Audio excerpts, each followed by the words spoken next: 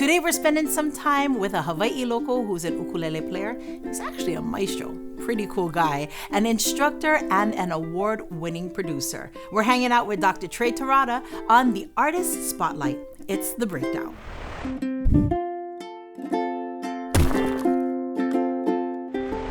Welcome to our Kanilea Ukulele Sound Studio. I'm Lina Girl, and I am talking story with Trey Terada. How you doing, Trey? I'm doing all right. Thank you so much for having me here at Kanilea, the beautiful Kanilea store in Kaneohe, Winter Mall.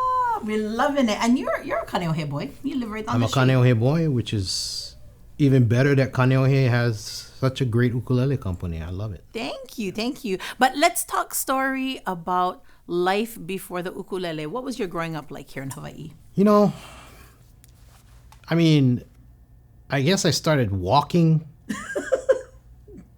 probably when I was around 1. I might have said my first words. Don't take us back that far. But I started playing ukulele when I was 5 years old. So I don't really remember anything before that. I remember getting my first ukulele. From who? From my parents. Uh-huh. I told them I was interested in playing ukulele. They bought me a kamaka. So I started taking from the YWCA on Richard Street in downtown. In town. Yeah. And that's where it all started. But before ukulele, it's really hard to tell. Diapers, I think. Yeah. So ukulele, pretty much all your life. Ukulele has been pretty much the consistent theme throughout my entire life. That's so cool. And you've been a very big part of the ukulele industry here in Hawaii, not just as a player, but also as an instructor. Yes. I mean, I consider myself more of an instructor than a player. I mean, I see some of these guys playing stuff out there, like, it's crazy, like Aldrine and Fujigami and Jake. Yes. Oh, I love these guys. Oh, yeah, absolutely. Let's talk story about Jake. I know that you and Jake have a great history of mentorship and learning. Yeah, I mean, Jake and I first met him at the House of Music, Ala Moana, when they were downstairs. So this is before they did the whole big move to where Tanaka's is right now. Wow, that is huge, man. Yeah, so that was a long time ago, back when Lydia was I don't know if you remember Lydia. She was working over there. She would always help you find the records that you wanted and stuff like that. Vinyl. Yeah. We're talking vinyl. Yeah. But back in those days, though, and this was CDs were well into play by this time, but they had a instruments part of House of Music. It was upstairs. So you go upstairs, and Jake saw me, and he asked me, "Are you Trey Terada?" I was like, "Yeah." He says, I really would like to learn from you, And I heard him play at that time. I was like, whoa, this kid is good. Mm-hmm. He's really, really good. So he ended up coming to take lessons from me. At this time, I was with a friend of mine named Alan Apilando. We were at right off Kahuipa Street on Alaloa. There was a studio there called Sirius Moon Studios, where we used to go and rehearse, but I would use it to teach people. So that's where I would teach Jake, was right over there. That is amazing. Yeah, Jake was an amazing student. Oh, yeah. And I know that you got a chance to work with him in his iteration of Pure Heart, right? Yeah. Him, along with Lopaka and John. And John Yamasato, yeah. All those guys. The way that started was, I had originally thought that I was going to put together an album of my students. So I had a bunch of my students, took them down to the studio, started recording them, and then I asked Jake if he wanted to do something. And Jake said, "Oh, yeah, and he was always this very polite speaker." Always very polite. He still is. "Oh, yeah, but you think it would be okay if I brought my band?" I said, "Sure. What's your band's name?" He said, "Pure Heart." I was like, "Oh, Pure Heart. What a weird name for a band." Wow, teach. No, I'm sorry. But no. So I said, "Yeah, of course you can bring your band. That'd be great."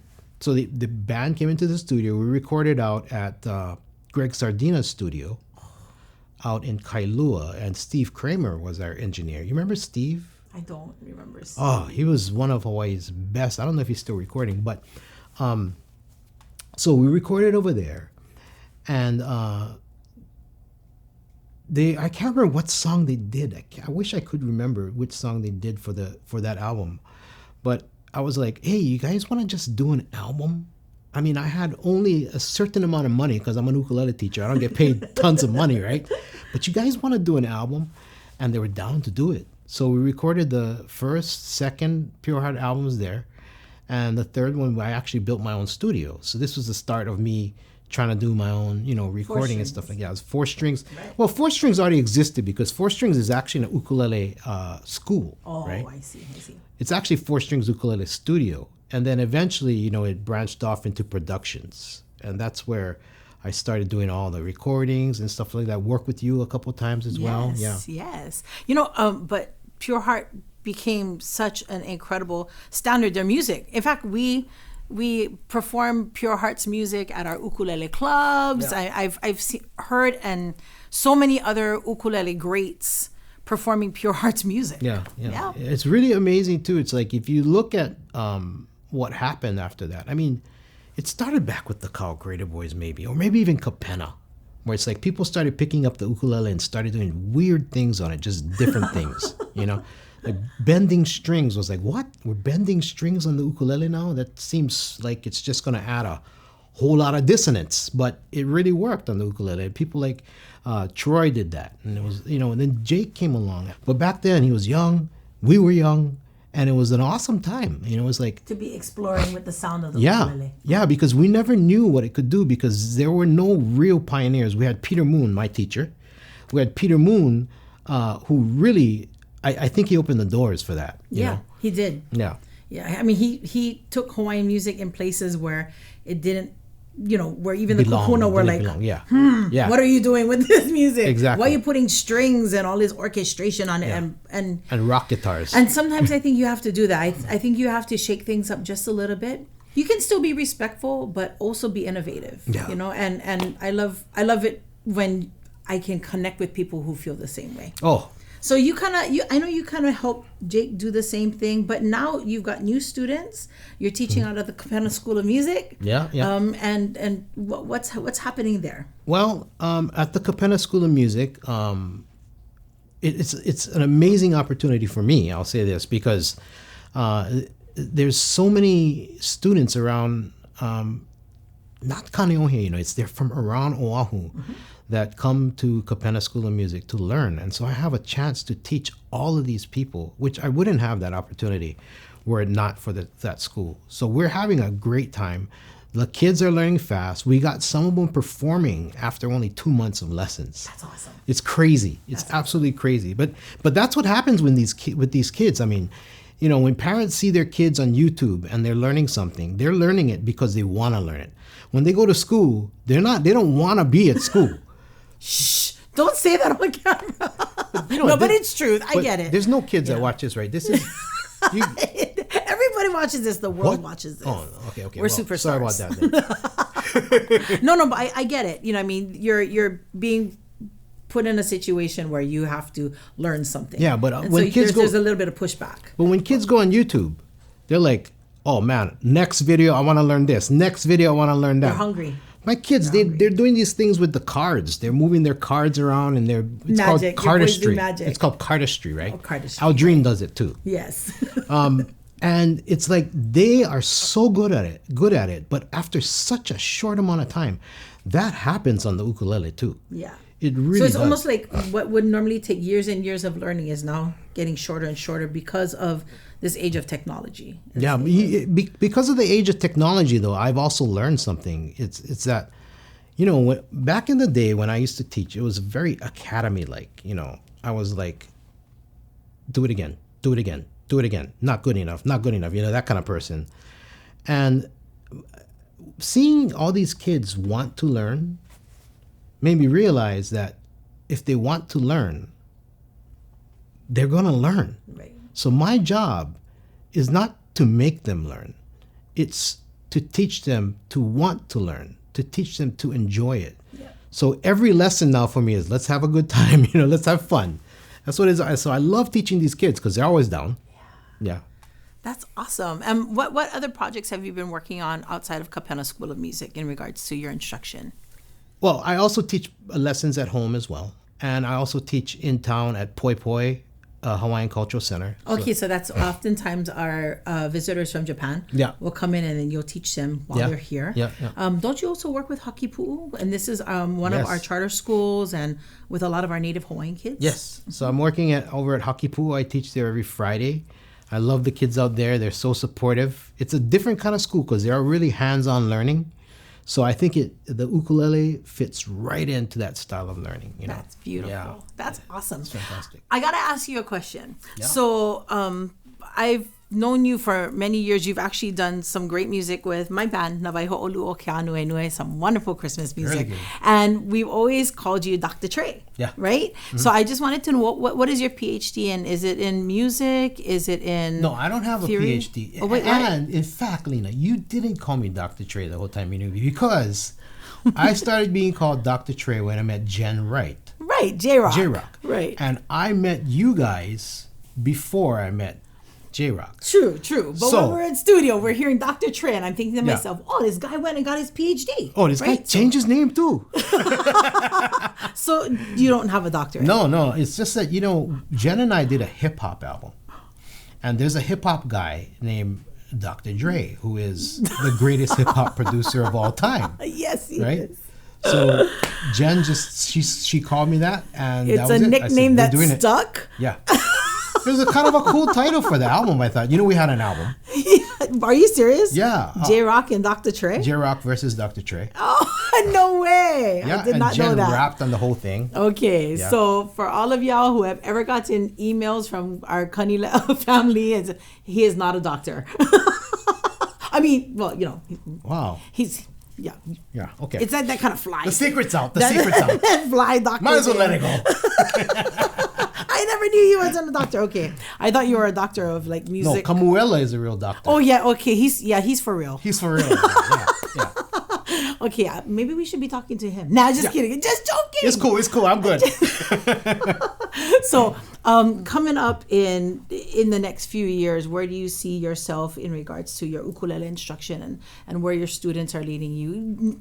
Name some of your lead students right now that you see a lot of promise in. Oh man, there's so many of them. I got this one kid named Braden, who is showing a lot of promise. Another one named Caleb, he's a classical ukulele player. Oh my. And he flies on the ukulele. It's really, really amazing. I can't wait to bring him out so you guys can see what this kid plays like. I've got this girl named Austin who actually helped write some words to a song. Very cute. I think she's 6 years old. So She's songwriting? Yeah. You see how you inspire our generation? You know what it is though? When I was younger, right? Nobody wanted to perform. But now it seems like they all want to perform, and I realize it's because I never told them it's scary. I never told them this is going to be hard. I said, let's go and let's have fun let's do this. You guys want to do this thing? Yeah. Okay, we're doing this. You guys said no backs. That's amazing. Yeah. So once they get it in their head that this is going to be fun, they're ready to take the challenge, and nothing stops them. Nothing stops them. And tell me a little bit about Shota. Oh, Shota.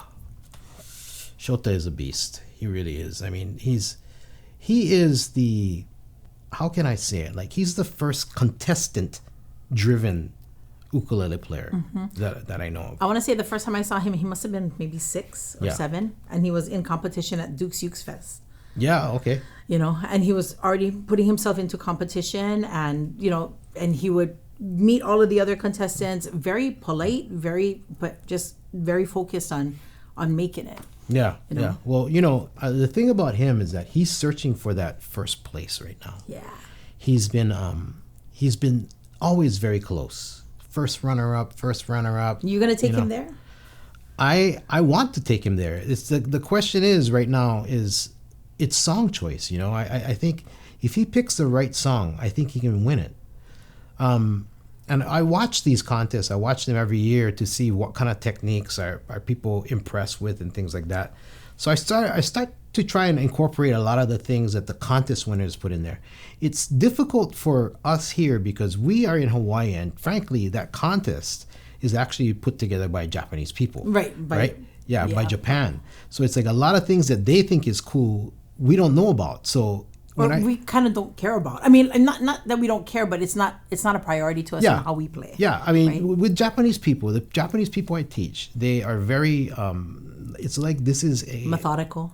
It's a school for them. Yes. It's school. They're gonna go home and they're gonna study. Yep, they're meticulous about it. Every single day, set the clock. They're practicing at this time. This is to them. This is serious business. They come over here to take lessons from me. They're trying to improve themselves so that when they go back to Japan, they have something to offer. Yeah, and it's incredible the way they think about these things and the tenacity that they have. But local people, we bring the ukulele to the parties. We drag them to the beach. To the beach, and we say, "Oh, hey, sand. You can play that song, huh?" Right? I like watch you. Nobody's sitting there going, "Okay, everybody sit down. Okay, I'm going to play for you now." Not at the beach, right? That doesn't happen at the beach. But it's a very different mindset that they have from us. Yeah, for sure. Oh yeah.